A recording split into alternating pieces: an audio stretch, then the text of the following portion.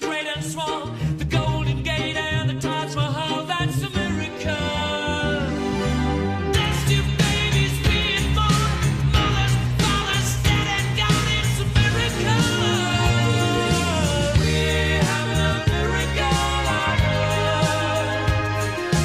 Mother Nature does it all for us.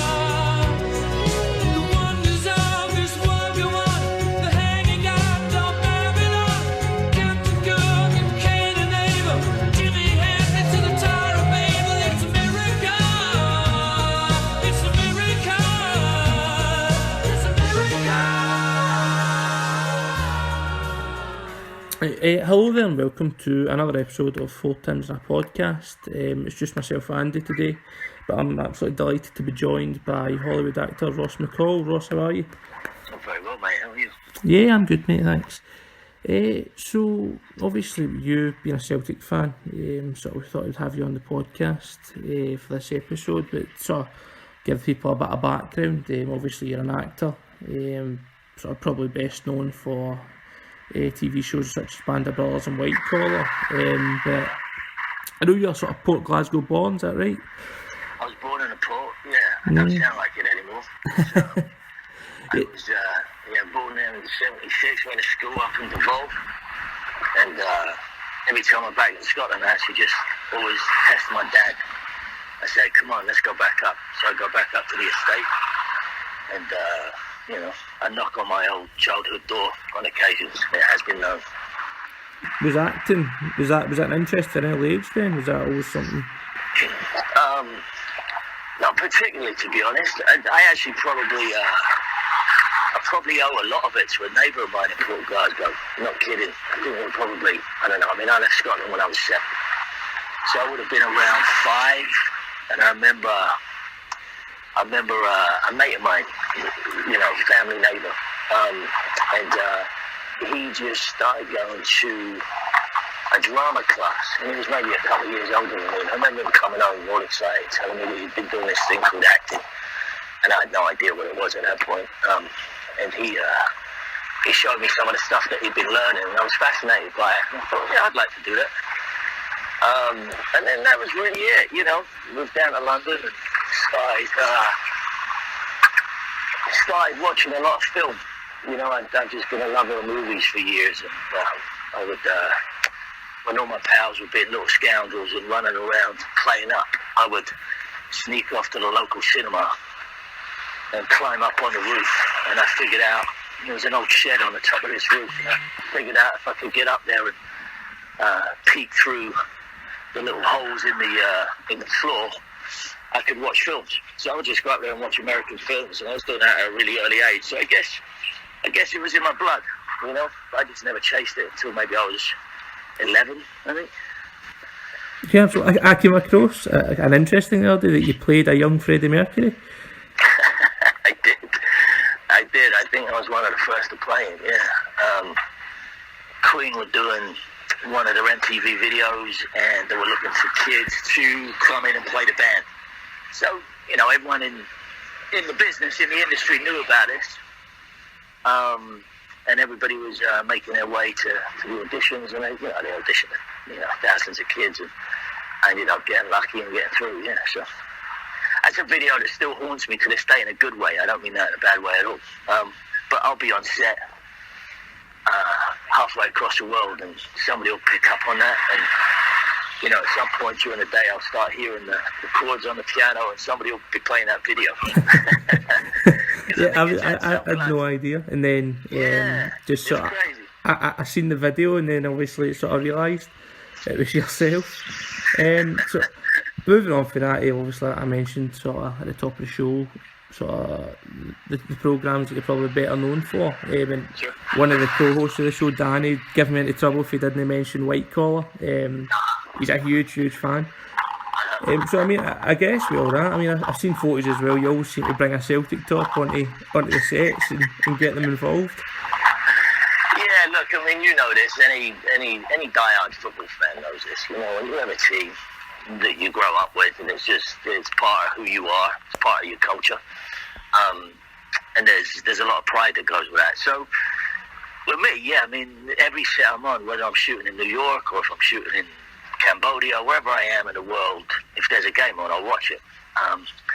And if I happen to be on set while that's happening, I'll either catch the replay or I'll sneak off in between takes and be watching it on someone's computer, you know? So people are always wondering what the heck I'm doing. And I guess in my earlier days, when people didn't know who I supported, there was a lot of questions, but now everybody sort of knows that I'm a Celtic fan, and if there's a game on, they'll come and watch it with me, or I'll convince somebody to come to a Celtic pub, you know, in the middle of a city somewhere at 4 a.m. or 6 a.m. or whatever time that happens to be, and they'll come down with me, and, you know, I guess there's a lot of Celtic fans out there that know I'm a Celtic fan, so I walk into these places and they'll want to say hello, and I do the obligatory handshakes, we take some pictures, and then we sit down and we watch the game together, you know. So I try and bring my fandom to the sets, and if that means, you know, grabbing some shirts and giving it to people as presents, you know, it's all good for me. Oh, absolutely. It's always good to see the photos, sort of when they start doing the rounds on Twitter, Facebook. Sure, and look, you need to take that with a pinch of salt. Of course, you know, Kiefer Sutherland's probably not a Celtic fan, you know, but the day that we're there and we get the shirt, he loves it, it's all part of the game, and, you know, of course, and I know the press will pick it up and we find it funny. But for me, it's about, I still get enjoyment out of being somewhere in the world and seeing somebody in a Celtic shirt. You know, it makes me smile, like wherever I am. And if I see someone with a Celtic hoodie or a hat or whatever, I know there's some common ground there. So if I can be a part of dressing people into that situation, I'm happy with it. No, absolutely. You tend to see them everywhere you go. That's the thing. Just obviously on sort of more of the programmes, Band of Brothers as well, which I thought was exceptional. I know you've sort of done a lot about talking about that, and you know you met obviously. I think it was sort of some veterans around that time. Was that part of the reason you sort of got involved in that? Was that obviously something you felt strongly? Well, I mean, you know, when Band of Brothers came about, it was another one of those things. Every actor of my generation knew about it. You know, everyone knew Spielberg and Hanks were coming to town. Everybody had seen Saving Private Ryan. It had been like a huge deal a couple of years before. And so when we found out that they were scouting America, the UK, Australia, I think, for these roles, everybody wanted in. And I was one of the lucky ones in the sense of, I mean, there were guys that auditioned for that 10 times and didn't get the job, you know. And I was lucky enough to go in, I think, 3 times in the end. I met Hanks on my second one, and then met all the producers on the third one. And there was maybe 4 or 5 Brits that were put in as, you know, I don't know, quote unquote, one of the lead roles. So it was like 4 of us playing these American paratroopers. And we knew from day one how important it was. And we knew from day one how, I mean, it was an expensive show, even back then. They were spending, I think it was 120 million on 10 parts. So that's a significant amount of money. And you're talking 20 years ago. You know, they're spending like 12 million an episode on this thing. So everything was top drawer.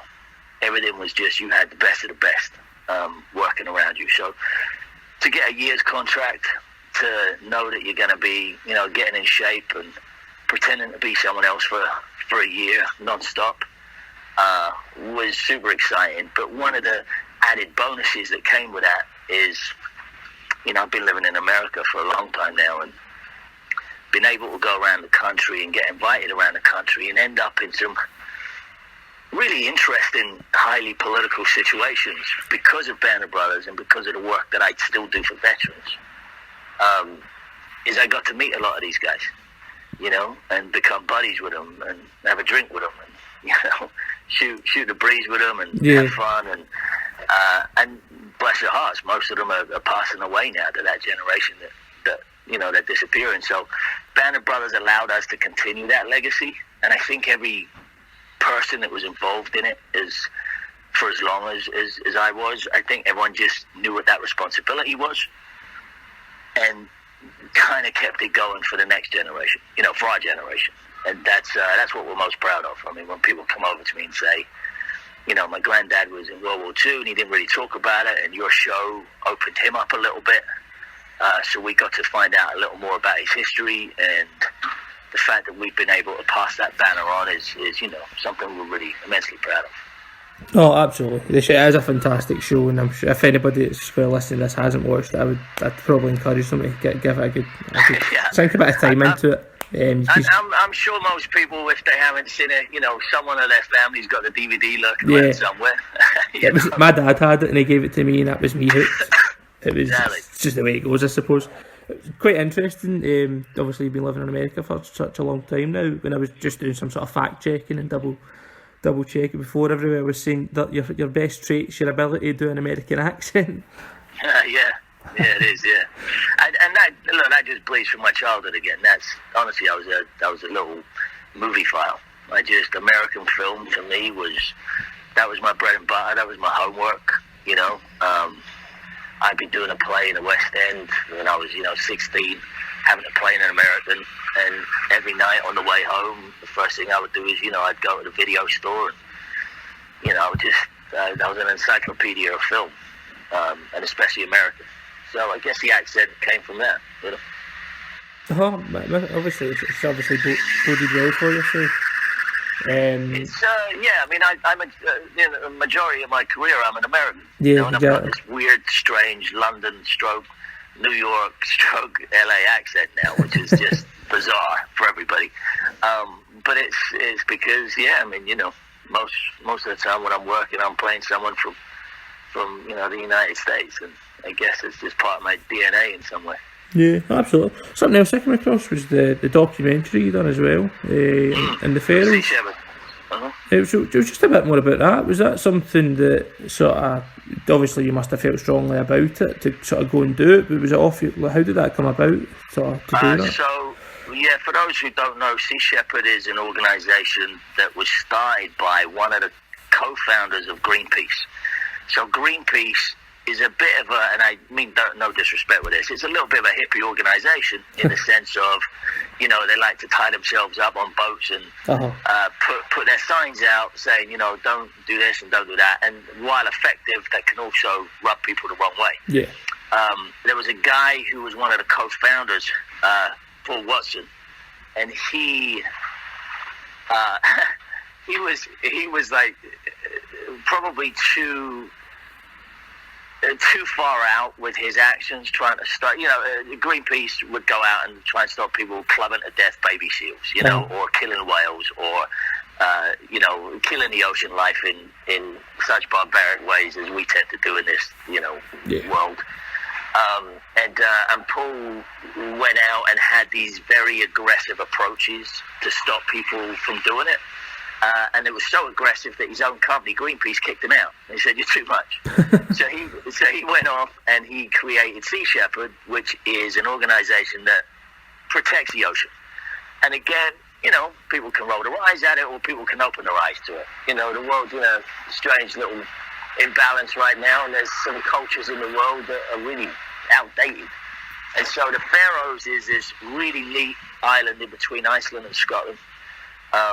I ended up watching a show called Whale Wars on Netflix, I don't know, like 8 years ago or something. And I think on social media I said something about, sort of vocalizing my support, and they got in touch with me and said, "Will you come and meet the people in Los Angeles and have a chat?" And so I did, and I met Paul and I met his people.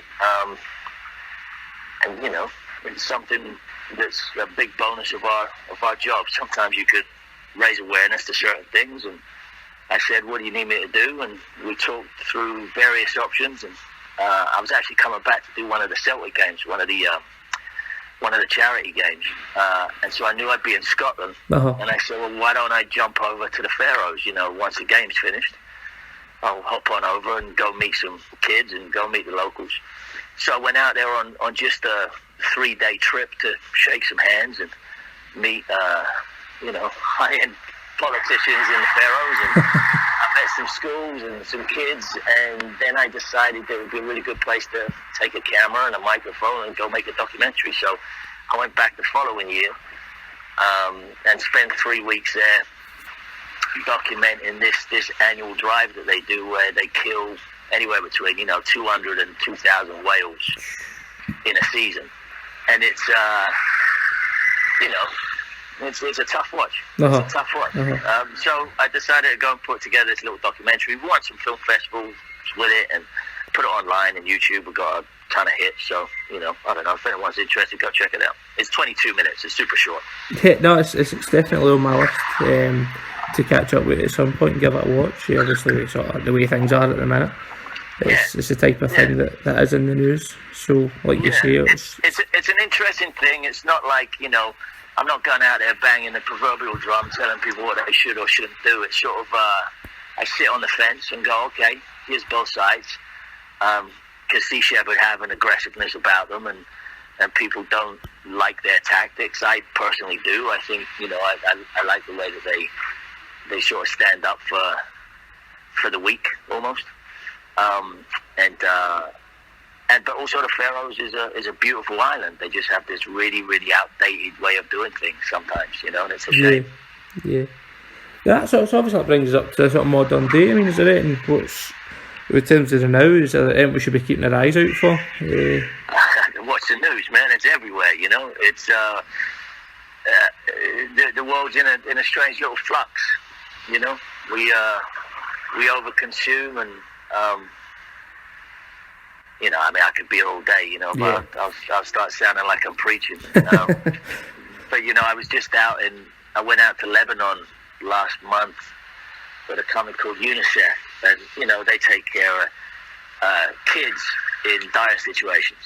And I went out there to visit some of the Syrian refugee camps, and you go out and you look at what's going on in Syria and with the Palestinians and the Lebanese, and it's just it's a mess.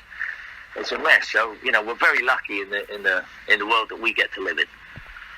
So and with that as well, obviously, Celtic fans are great supporters of causes. Obviously, help out with refugee cases. I guess that is something as well that you're probably quite proud of yourself. Like when obviously you're telling everyone and anyone about sort of Celtic and the fans. Obviously, it's something that resonates with yourself of sort of trying to help out those who are less fortunate. Well, I think that comes into part of the Celtic fabric, I really do, as well as, a brilliant little football team that we've got going right now. We'll get into that in a second. But, the roots of Celtic really do come from this place of, paying it forward and helping out. You're right, the less fortunate or whatever that may be to certain people. But it is something I'm really proud of with the football club, how they do stand against the oppressed, and I think that's very telling. Yeah, no, absolutely. I mean, obviously, the current news, I'm sure nobody's missed. It's sort of the stand against fascism that a lot of fans are taking at the minute. And it might have rubbed one or two Italian politicians up the wrong way, but I think you probably agree with me in that we wouldn't have it any other way. Well, I think if we're all being truthful about it, there's a part of us that kind of smile and go, yes, we're making progress. We've rubbed the people in the way that we want to. Look, football is football, politics is politics. Should the two meet, sure, sometimes there's passion overflows. But for me, I like the fact that we don't turn a blind eye to certain things. I think it's important to voice certain things. Sometimes, like everyone does, we can go too far with it. We need to come back a little bit. But for me, I'm proud. I'm just proud of Celtic. I'm proud of the fan base. Yeah, like you say, I think it's something that politics is sort of intertwined into Celtic, and sort of it always has been from the sort of the day they set up shop in Scotland. They've always faced that, and it's I don't think anyone's going to take it away, and it's not something I would change personally.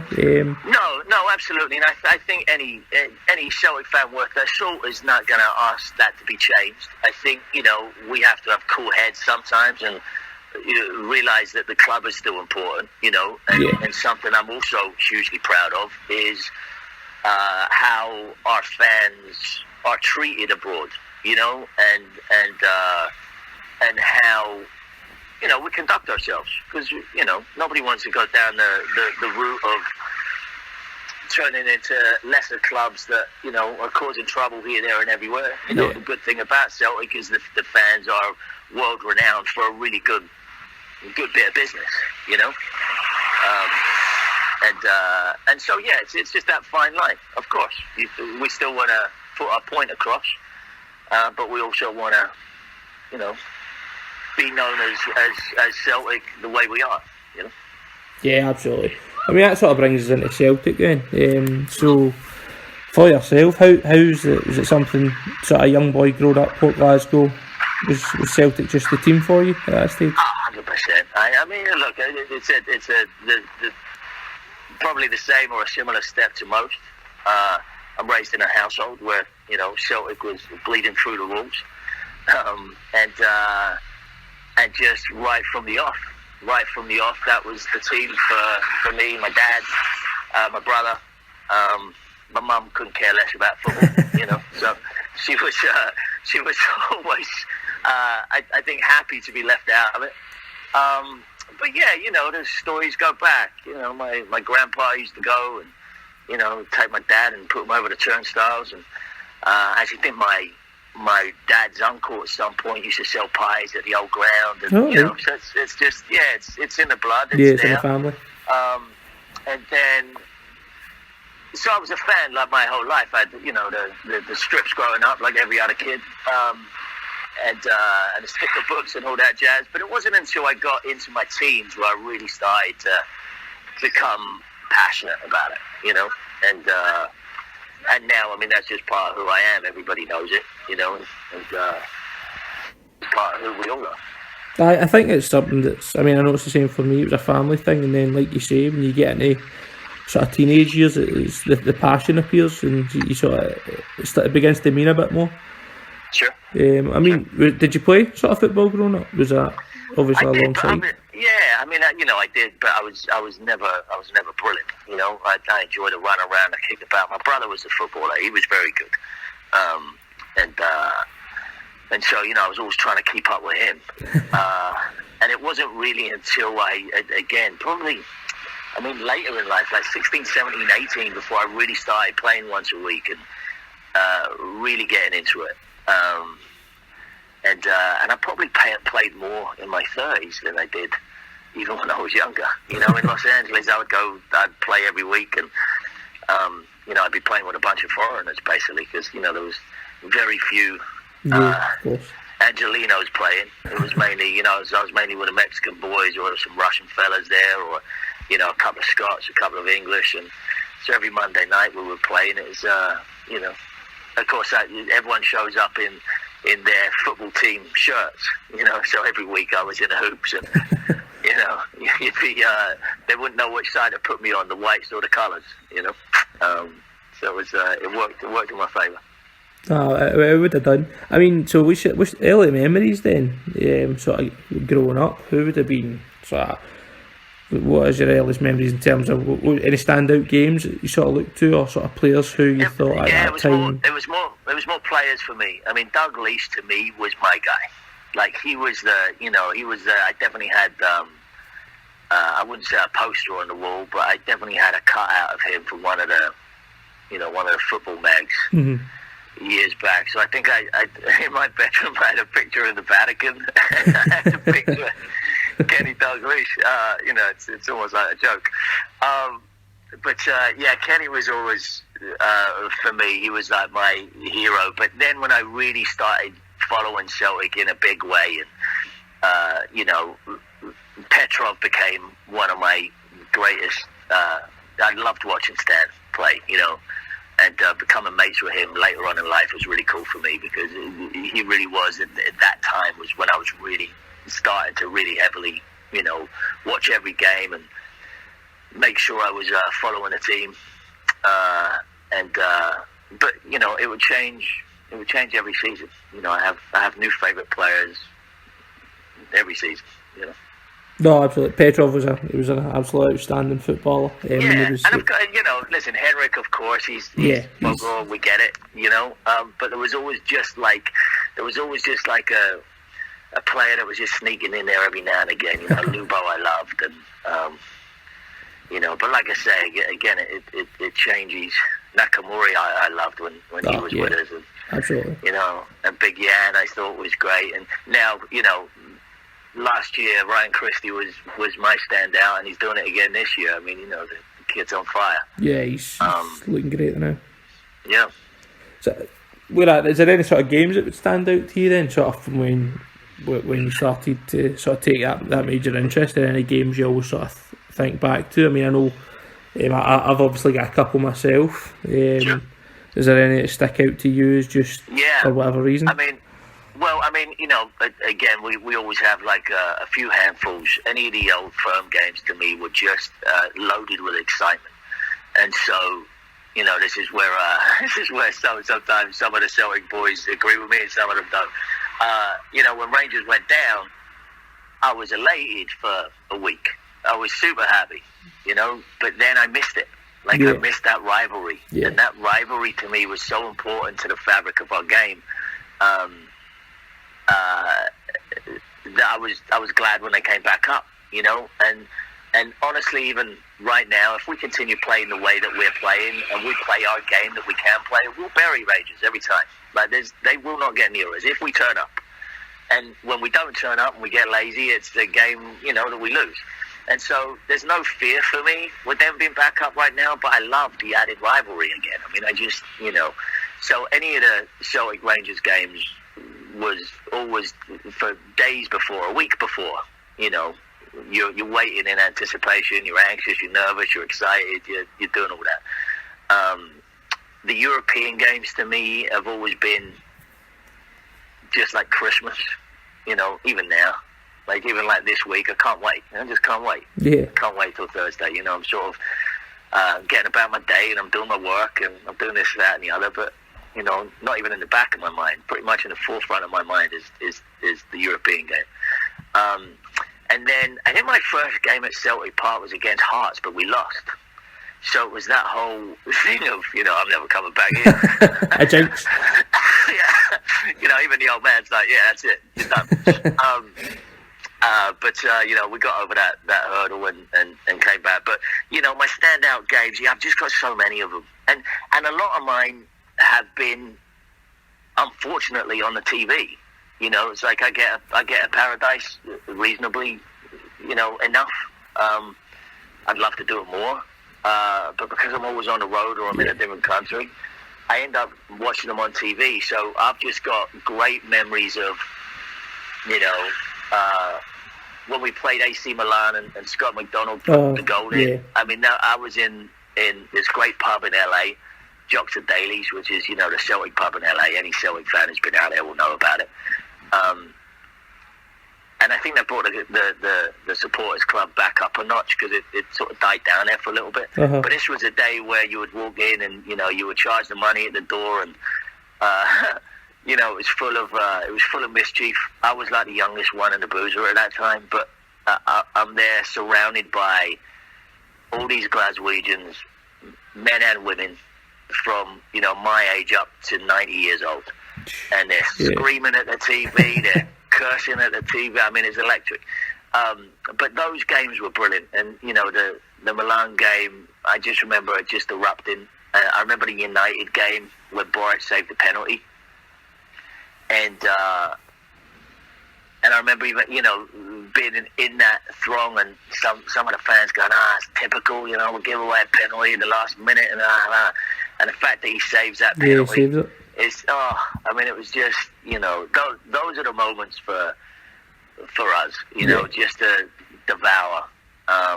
The Man City game a couple of years ago, we all remember where we were. The Barcelona game, none of us will forget. I mean, I was crying in front of the TV. It was ridiculous.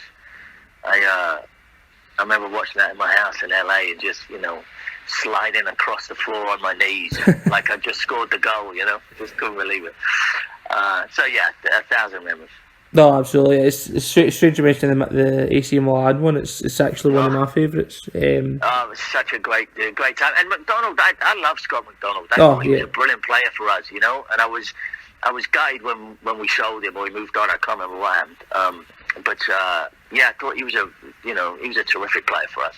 Oh yeah, absolutely. He's actually come out of retirement and plays in Australia now. Yeah, I had heard. Which I is- had heard. I know he's been a pundit for a while, and he's gone back over to Australia. Yeah, he's obviously still got the appetite for it, and he was a fantastic goal scorer for us. It was always something. I've always been an advocate of him. Yeah, me too. I was a massive fan. But no, that game's the one that sticks in my memory. I was lucky enough to be there, and it was Oh, honestly, it's just they had such a great team, and we just sort of stood up to the task. And it was, well, that's what I'm excited about right now with the current squad. Is I think we all want paradise to become a fortress again. Yeah. I mean, those are Exactly. words we all repeat. Exactly. And everybody says it, and it sort of sounds like a headline, but it's true. Teams feared coming to Celtic Park because you just knew you'd probably get scalped. And that's what I love about Parkhead is just that energy, that place where anybody can come and we can do you. And I'm feeling, and I hope that this feeling continues, that we might be trying to get back into that, because we slipped up from that for a little bit. It was no longer that place to be feared, and now I think these people are starting to get a whisper about it again and realise that, all right, this could be tough. yeah, I think we all agree is that somewhere we need to be is that. Because I mean, on a day back, a couple of years back, it was we'll beat anybody at Parkhead, and now obviously, like you say, but I think the Lazio game the other night, it's maybe that might be the turning point. I mean, fingers crossed. I agree with that. But I even go back to the Cluj game, the Europa Cluj game. Yeah. After the Champions League exit from them, we were getting a little bit of grief and a bit of stick for that.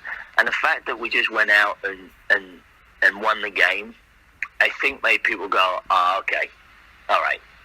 That was a little mistake that they made in the Champions League. It was a costly one, but it was a mistake. I see what they're doing now because it was like It was a freak incident. It was. Yeah. It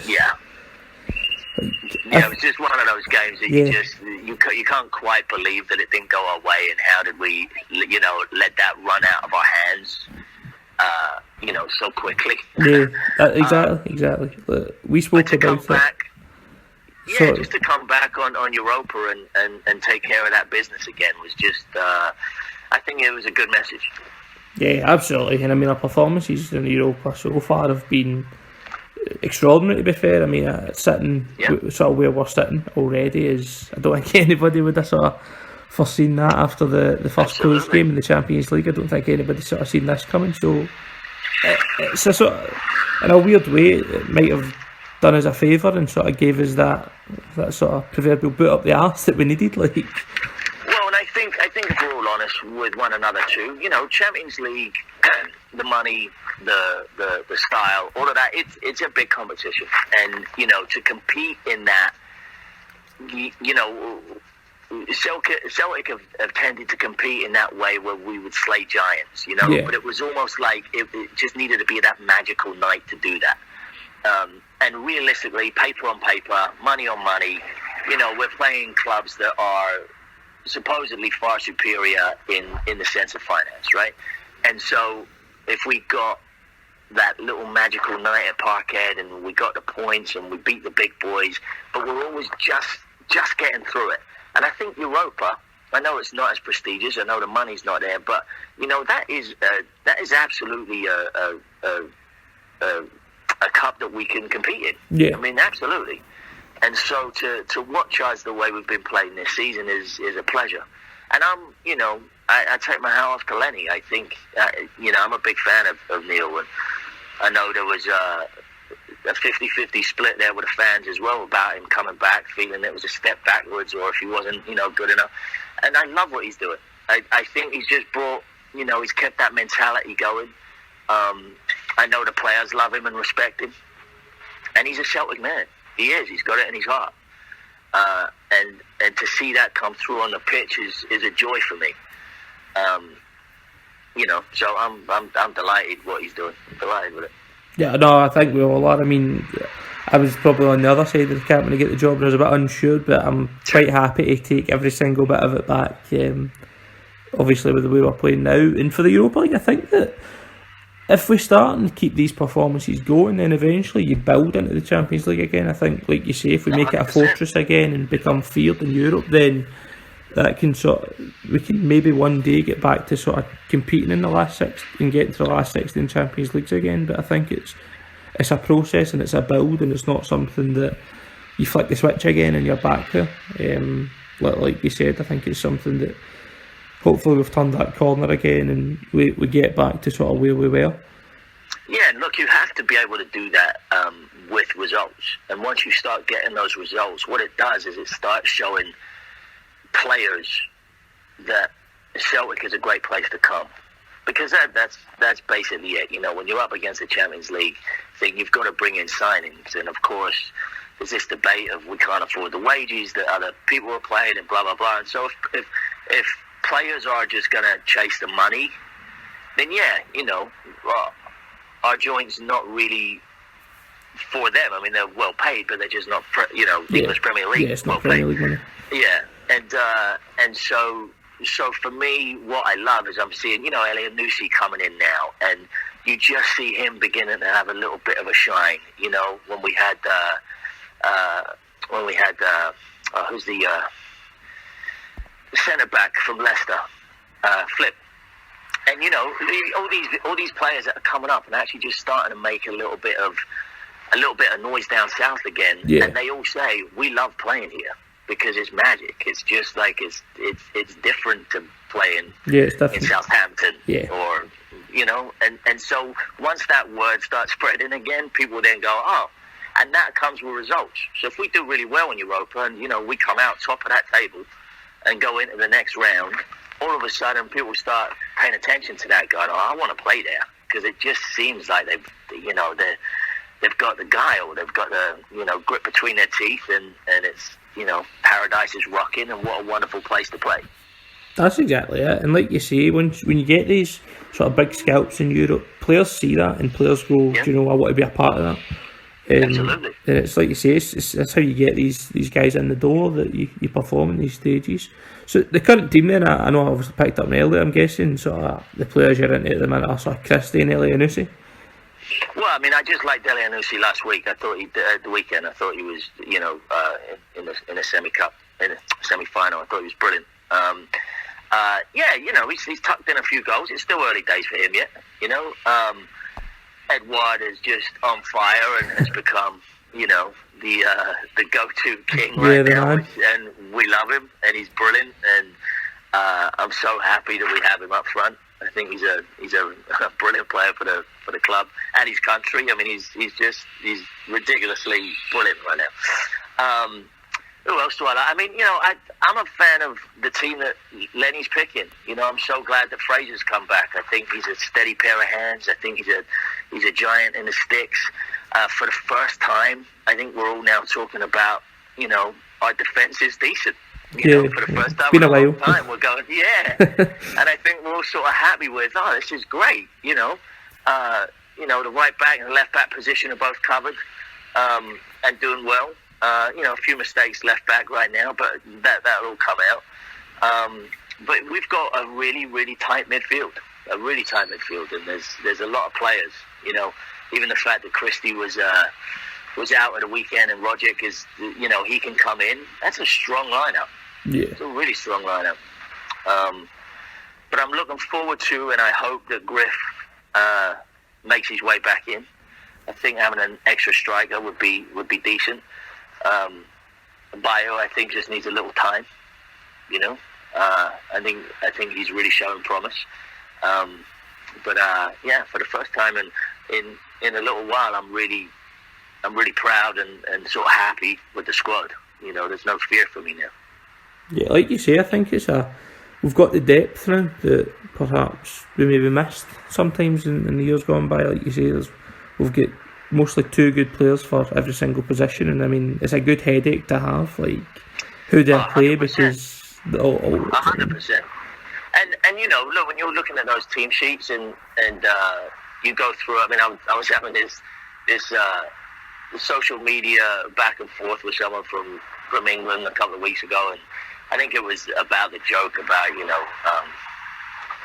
who would get in at the Leicester 11 or whatever. Mm-hmm. And I just went through it, and I just said, every single player that we have, you go and you just look at Jamesy on the wing and Callum McGregor, and they're all fantastic. Yeah. Like, whenever you see them, you're like, thank goodness. Thank God. All right, great. We're covered. And it's a strong bench. So. I think the recruitment this year has been the best we've had in a good couple of years. So I was very happy with it.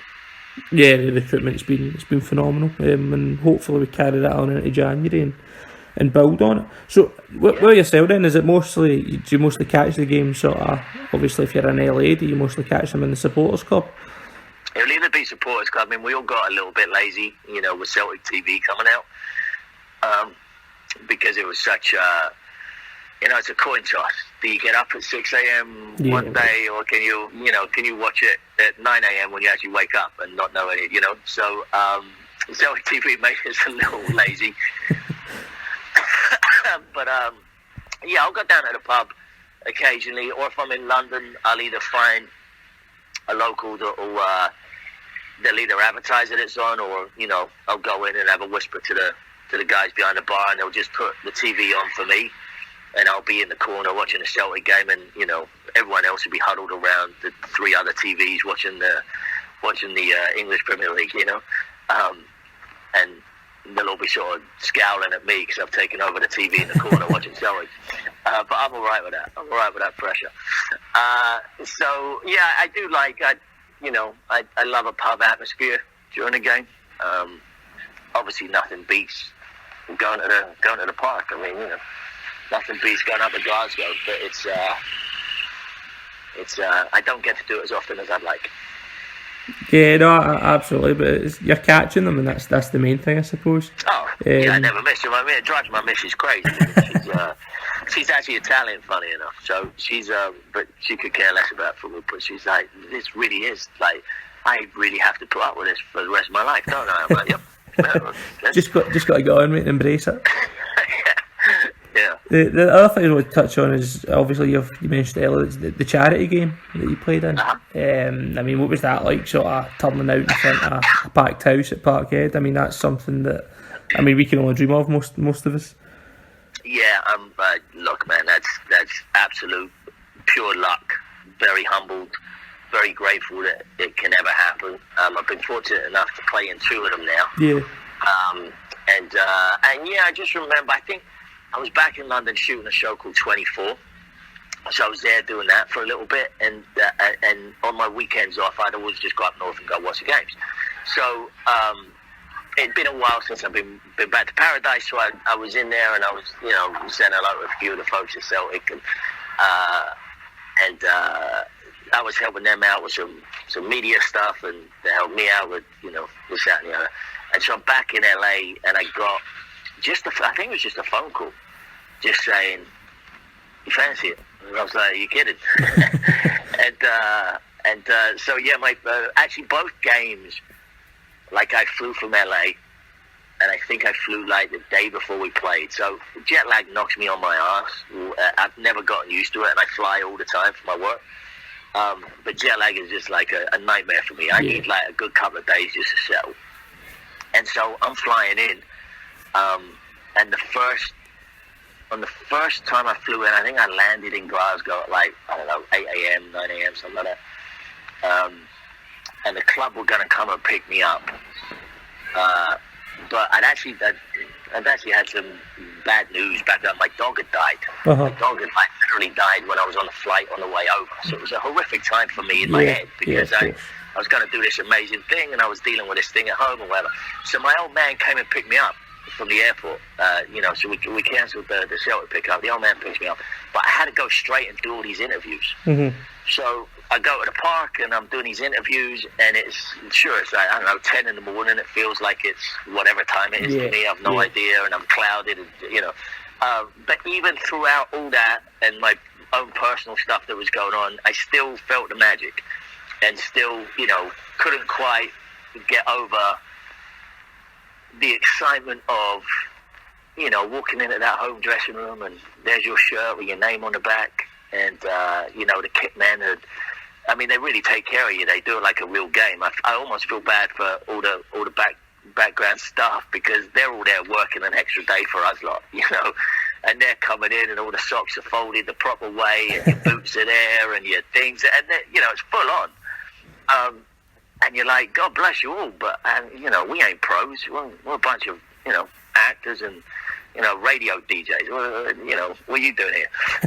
But it was magic, and then you go out, and you'd have your meal at the ground, your pre-game meal, and you're down in the changing rooms, and it's funny, it's like me, and there's Compton's there, Marty's there, and McAvoy's there, so we're all pals, and Martin and I were neighbours in LA for years, so I got him his house right next door to me, so he's like my little brother.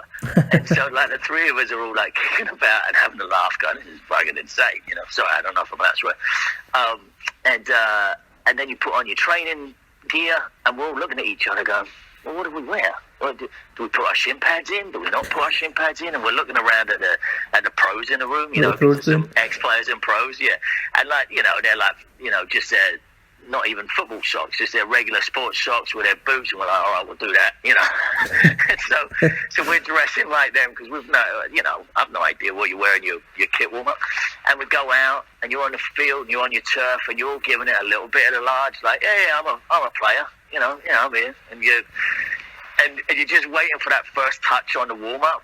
And you're like, please, just make sure I control this. And keep it simple, get it away from me quickly. Yeah, absolutely. And of course, the pitch is immaculate, so that ball just skids. And the park's way bigger. The field's so much bigger than I'd imagine. Yeah. So, you're out there, and it's super stretched. The ball moves at lightning speed. And you're like, oh, man, I'm glad I've been, practicing my sprints, because this is going to be a day. And then you're back in the changing room, and you just can't wait. You just can't wait for a kickoff. You're like, let's just go, because, I'm just built up here. And then walking through the tunnel, and everybody taking it fully seriously. You'd think that we're all playing in the Champions League final. I mean, we're all sort of, come on, lads, Well, bragging rights at stake. Yeah, oh, for sure, man. And the first game I played in was against Rio Ferdinand's United.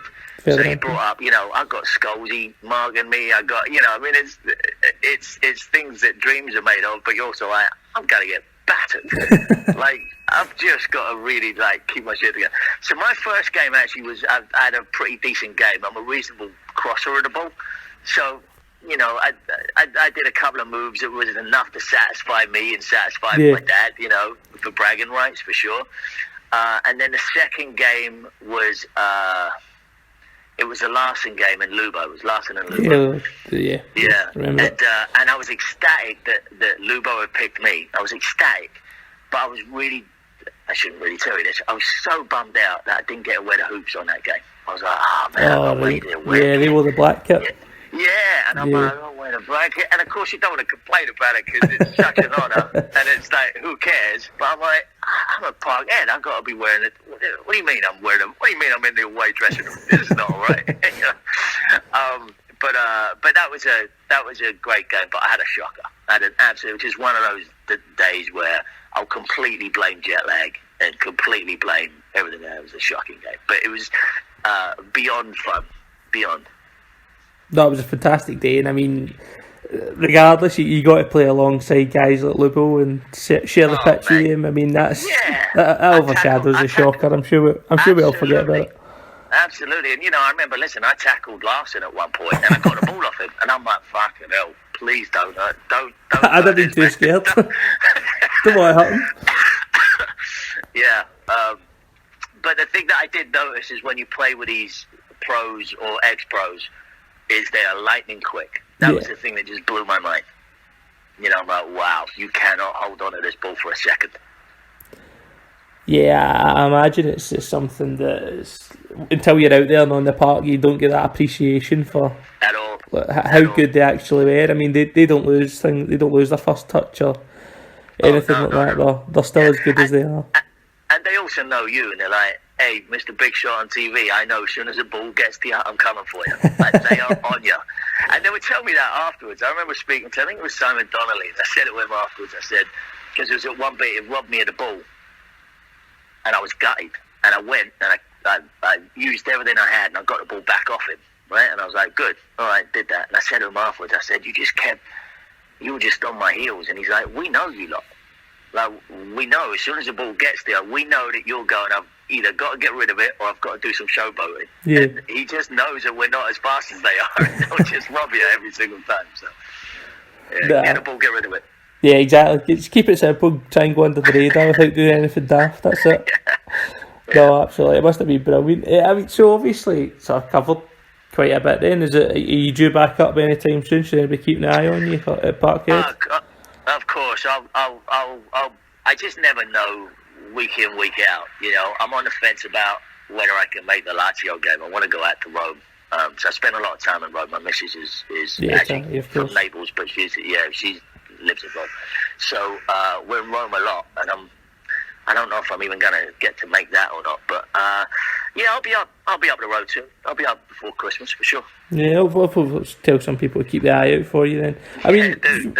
Just obviously get some predictions out of you then. See, for the sort of Lazio game, obviously we're sort of now into the Betfred Cup final against Rangers. So both of them, I mean, what sort of fancy? How you think the both games are going to go? Obviously, I mean, both tough games in their own right. We had a show out today. Usually, we've got one coming out where we've all sort of gave our predictions. So you fire ahead, we can add that into it. Sure. So for the final, like I said earlier, if we show up and play the game that we play, there's no way we lose it. There's no way. So for me, I'm going 2-0 in the final. Because I think we're going to be aware that Rangers are going to be coming hungry for silverware. Yeah. And also hungry to try and knock us off the perch. And I think beforehand we were always a little bit nervy of that, going, oh, all right. But now I just see such a confidence in the team that I think we're aware of that. Yeah, there's an attitude of those. Yeah, and I just think it's like, look, if we play our game, they can't touch us. So that would be my thoughts there. For the Lazio game, I think it's winnable. I really do. I think it's winnable. Normally I'd be like, it's away from home, we've got to push for this point and, keep it tight and all this. But we are scoring goals. And we're finding the net when we're away from home, which is, it's been rare for us in the last decade. So recently we've been doing that, and we've got goals. Again, I sound like I'm re-quoting everyone. There's goals all over the pitch, and it's true. There's so many people that can put that ball in the net. And so, again, if we ride high on the confidence that we've got, I really think that we can take something from it. And if we get the 3 points out there, I mean, it's just so brilliant for us in this league, in this Europa League table. That will hopefully guarantee us, the next round. So I don't know. I'd probably say 2-1 again. 2-1. Listen, I'd actually take both results. I think, I mean, you're echoing a lot of sentiments we had in the show. If we turn up, we'll beat Rangers. It's all about us, really. And yes. Like you say, for Lazio, I mean, there's no reason we can't. They are a good side. They obviously they've had a couple of good results since that game, but we're a good side in our own right, and we do score goals, so why not? Like I agree, and look, even with the game in Glasgow, their goal came from pretty much one of their first breaks. Yeah. And it wasn't a mistake by us. I know everyone was saying I should have, cut into him, and Bolingoli shouldn't have done a run up, and but. I like the fact that he runs up, and I like the fact that we drop in and we're back three, and Aya sort of covers that left back. It was a good goal from them. It was a decent goal. It was. It was a good finish as well. Yeah. Should the keeper have got it? Perhaps. Yeah. But he didn't. So, and then when they hit the post, just after, that really was that turning point. I think Sutton had said it on when he was doing the pundits on BT Sport.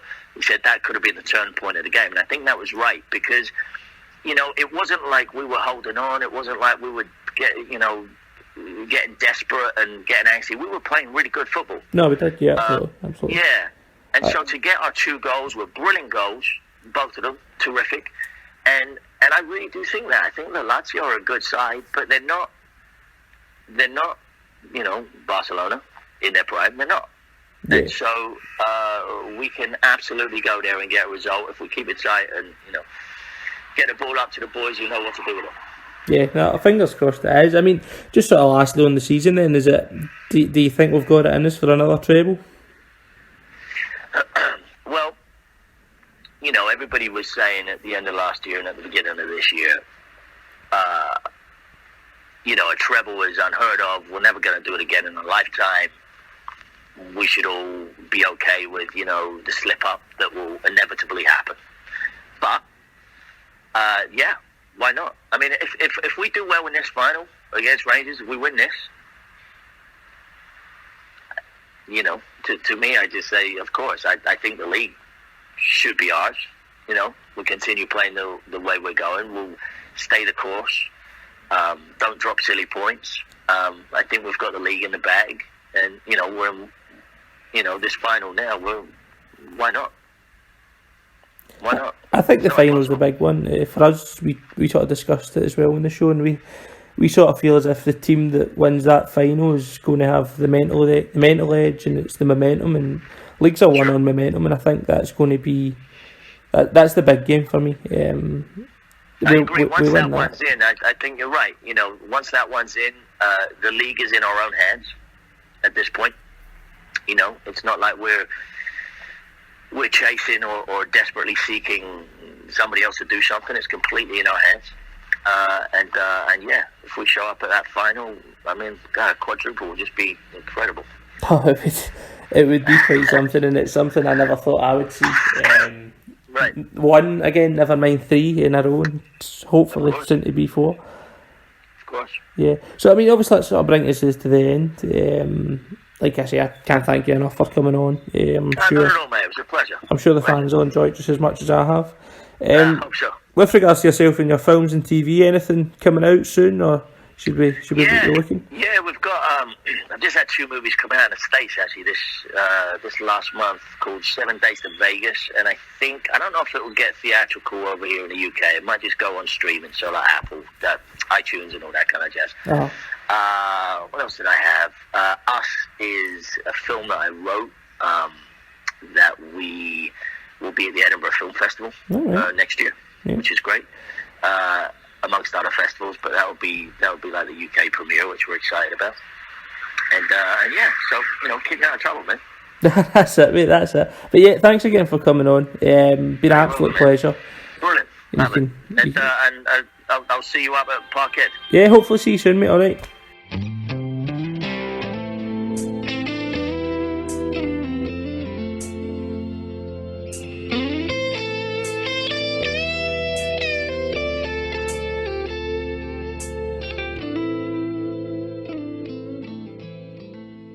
In the far away fires, where the hills forever burn, at the feet of our heroes, we try hard to learn, but the lesson is lost there. The smoke and the mud, that we are one flesh, one breath, one life, one blood.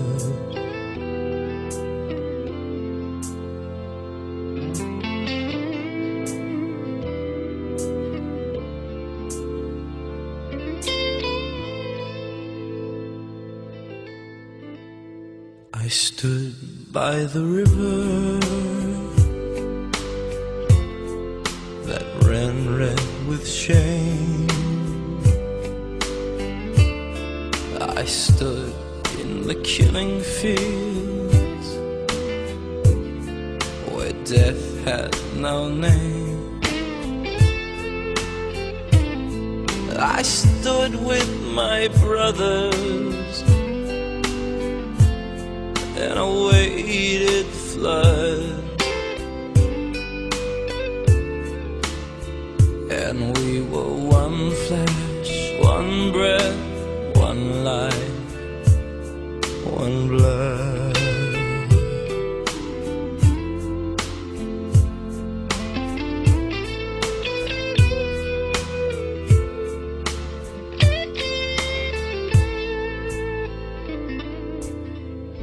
Then I fell to the ground, tasted ashes on my tongue, thinking that only the dead are forever young.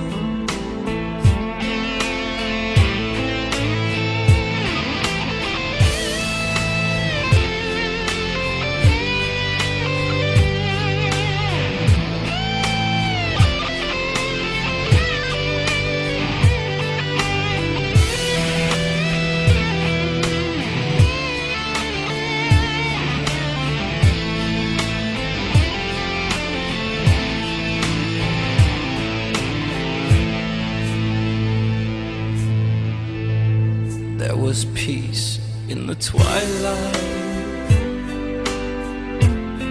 and for a moment or more, it was a world without danger, a world without war. Then I would take all your suffering, if it would do any good, 'cause we are one flesh, one breath, one life, one